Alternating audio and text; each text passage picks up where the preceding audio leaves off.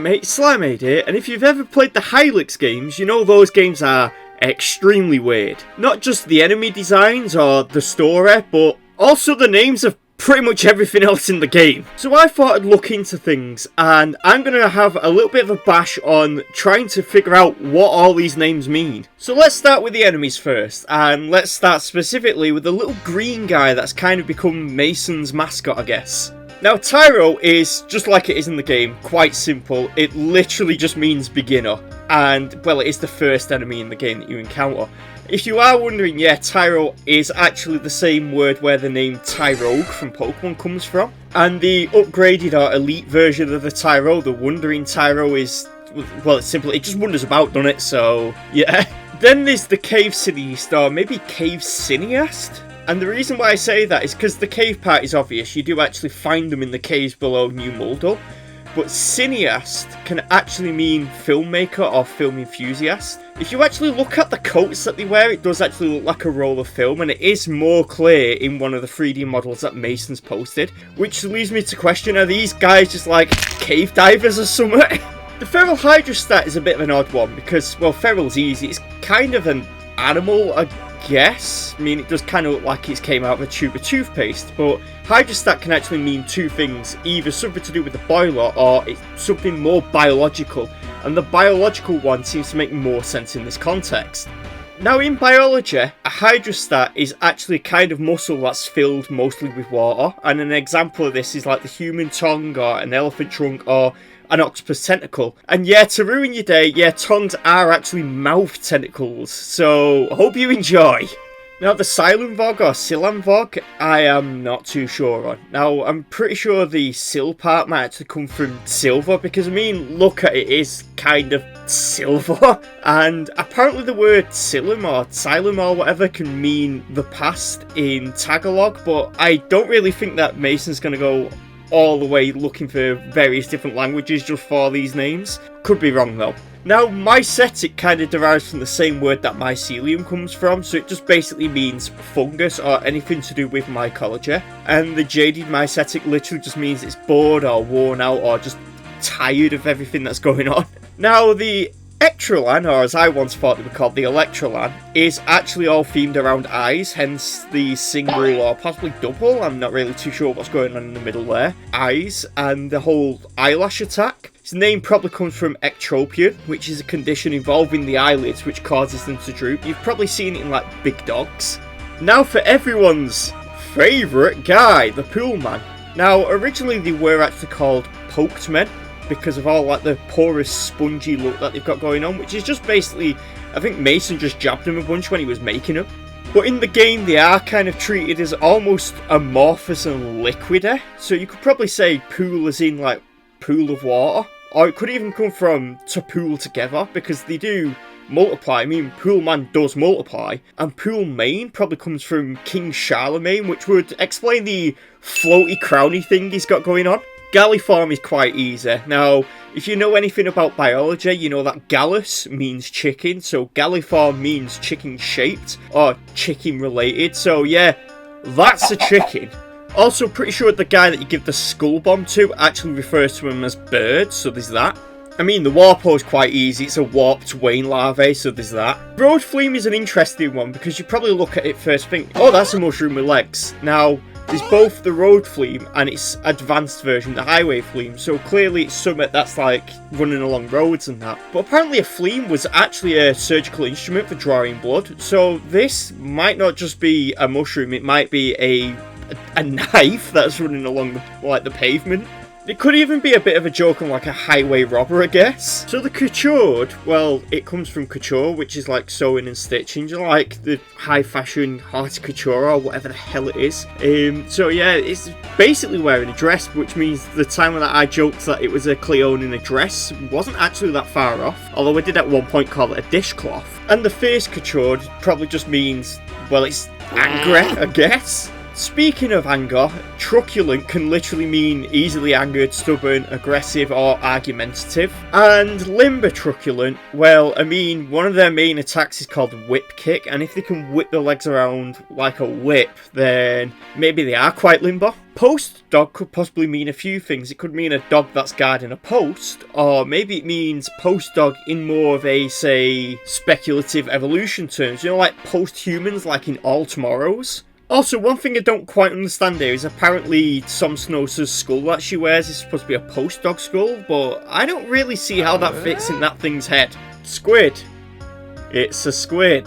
So, Hand of Moodbleen, I don't really get what it's going for. I mean, it definitely has hands, but what does Moodbleen even mean? Closest thing I could really find was apparently Bleen means blue-green, but who the hell came up with that? Maybe with the mood part, it's supposed to mean emotion, and like blue meaning sad and green meaning envy, so maybe it's some kind of like depressed and envious being, but the most likelihood I could probably think of is Moodbleen is probably some kind of like god or something, or some kind of like deity.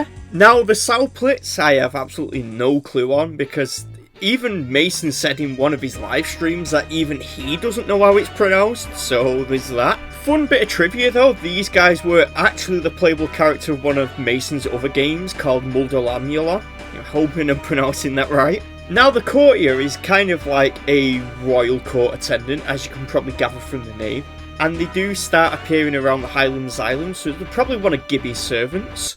This does also mean that Gibby may personally have servants who cook him hot dogs. I'm sorry, tube steaks. Now for these weird fellas, the Boomlog.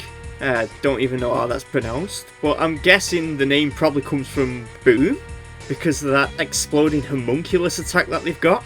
Also, I can't help but feel like I've seen a character like this before, and I don't know why.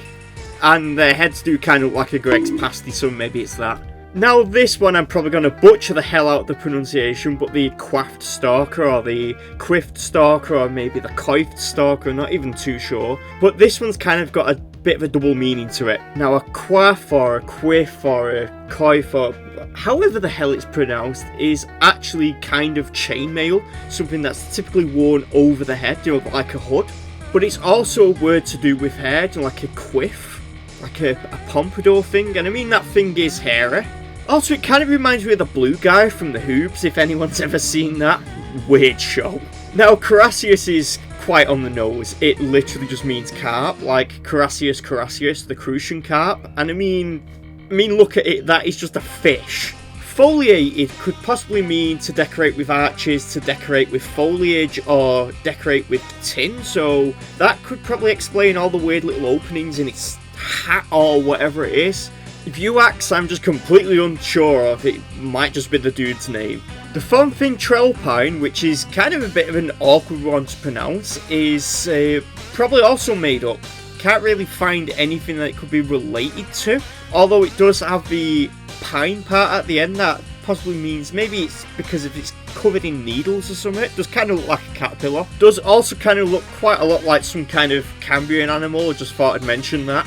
And I'm pretty sure Odazir is just the guy's name, just kind of the same situation as what happened with Urax. Now, Carcero is one of the only ones that's actually mentioned on the Hylics wiki. It could possibly come from Carso or Karst, which is a landscape made of limestone, which would probably explain all the indents in it. But to me, this just kind of looks like a golem made out of noodles. Now, Motor Hunter could possibly just mean that he's a guy in a motorized vehicle and he's hunting you down, or maybe it's a guy who just really likes rare and expensive cars, so he hunts them down, which would maybe explain why he's in a crypt. Gibby is a fun one because Gibby is a real name. It can be short for Gibson or Gilbert, and Gibson's quite a fun one because that is kind of a brand of guitars which would fit the theme that's going on with Hylic, with the music and that. Although that's most likely not the intent. Gibby probably comes from gibbous, which is a waxing or waning moon, which is also where the name Wayne comes from, so now you can see why the two of them are linked. Also, yeah, Gibby's head is supposed to be a moon and not so much an orange. Then there's Gibby Redivivus, which literally just means revived because Gibby's back again. Now for the gestures, I don't actually have any images for them because I'm not playing through 4 hours of the Sage's Labyrinth just to get Bombogenesis, so you're just going to have to deal with these crappy little MS Paint drawings I've done, which might actually be better than all these weirdly cropped images that I had to cut out of backgrounds, so yeah. Let's start with Wayne's unique gesture. dissolution, which simply just means to dissolve things. It's often used to say like the dissolution of a company, but it does mean just to dissolve things. So you could argue that way, and he's quite literally like Thanos snapping people out of existence. Then we've got Pongama's lightning, which is literally just lightning. Then we've got foam armor, which is dead as Mullen's gesture. It's literally foam, but if we take it more as like an abstract concept, maybe it's more like medicinal cream, which is why it heals and it stops leaking. Or maybe it's just foam. Then there's Somsnosa's wave artifice, and artifice can literally mean to either create something, like artificial, or a form of trickery. So maybe the waves that Somsnosa's summoning may be actually optical illusions that deal damage, or maybe she is actually just a waterbender. Now, Porymer is a bit of an odd one because Porymer doesn't even seem to be a real word. However, Porymerix is, and that means to make artificial leather made of plastic and polyester. And I mean, Wayne does kind of have that biker jacket thing going on, although you could argue it was originally supposed to be a boiler suit. I think Mason said that. Porymer already kind of sounds like polymer anyway. Now, bleb can actually mean just a bubble in, say, paint, or maybe the bubble in a wall of a cell, which could actually explain why the gesture heals, but the former could also explain why it gives the defending status, because it's kind of both healing the skin and healing the clothes, I guess. Soul Crisper burns, and maybe it burns so deep it burns the soul, and that's what they're going for, but it does sound really cool, though, that's all I can really say. Time Sigil is actually a fascinating one. Sigil can literally mean another word for symbol, and a time sigil could be interpreted as the symbol of time, you know, like a clock. Now, as for why it puts enemies to sleep, well, what are hypnotists typically associated with? Swinging a watch back and forth. Unlike the last one, I don't really have some kind of like crazy theory for Fate's sandbox. I'm just gonna guess it means manipulating fate so that you don't get bad statuses. Link Mollusk, well, Mollusk is what a snail is, or a slug and stuff like that, and Link, well, you link yourself to an enemy and transfer statuses, so kind of like a link cable, I guess. Nematode interface, well, nematodes are a kind of worm, which you probably already know that from SpongeBob. They did eat his house after all, but most nematodes are actually parasitic, so that's why it gives both you and the enemy leaking. Most people would assume the word interface possibly means technology, but to interface with something can literally mean to interact or have contact with something, so with that context, it really does sound like Wayne is grabbing a bunch of parasites and just chucking it at the enemy.